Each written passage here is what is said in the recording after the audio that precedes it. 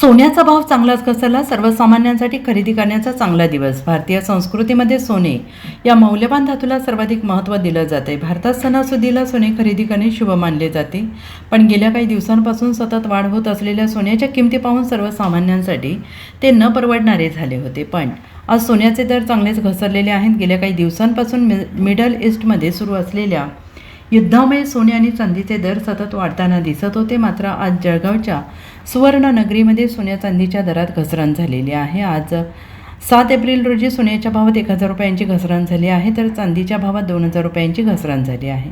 जळगाव सुवर्णनगरीत आज 10 ग्राम सोन्याचे भाव GSTसह 1,51,616 रुपयांवर पोहोचले आहेत, तर दुसरीकडे चांदीचे भाव GSTसह 2,42,050 रुपयांवर आलेले आहेत. इस्रायल आणि इराण यांच्यातील युद्धामुळे सोन्याचा आणि चांदीच्या दरावर परिणाम कायम आहेत. Bureau report SBN Marathi, Jalgaon.